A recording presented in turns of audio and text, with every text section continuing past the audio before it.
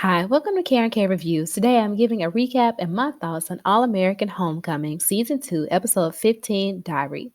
In this episode, Simone finds out that the tennis exhibition could be canceled, but she uses her PKZ connections to find a sponsor, only to be faced with the dilemma of participating in the exhibition or probate.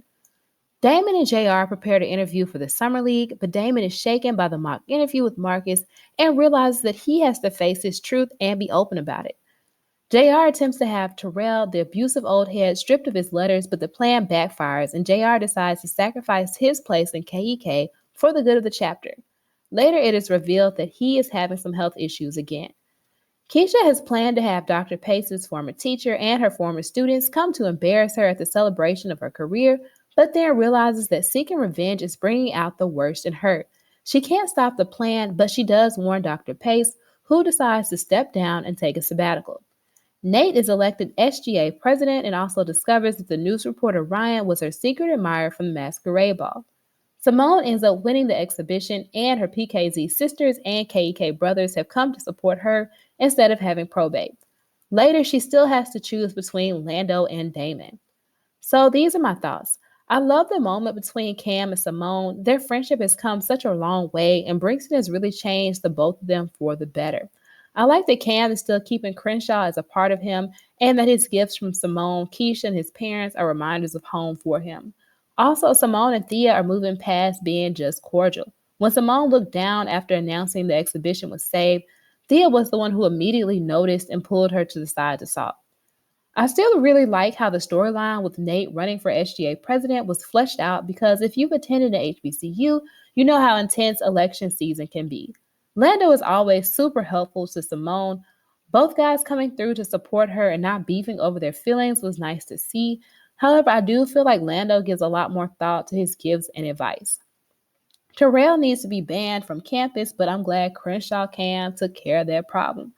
A lot of times, people like Terrell tend to have an issue with themselves, but want to feel bigger by making someone else feel smaller.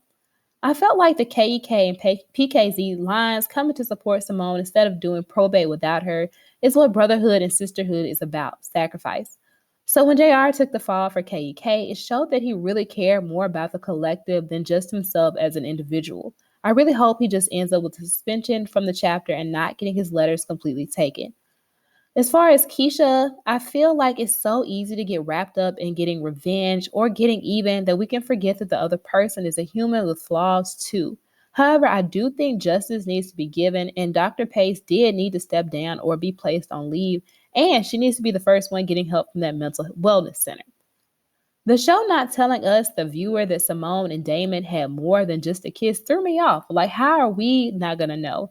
I feel like us, the viewer, knowing, but everyone else not knowing, could have added more to the storyline. And how did Marcus hide a whole wife? I didn't see any signs of him being married. Did y'all? Let me know. Him being married would have been something fun to hint at in the storyline without Amara picking up on it. I like that how the plot shows the generational differences through Keisha versus Dr. Pace and the KEK plot.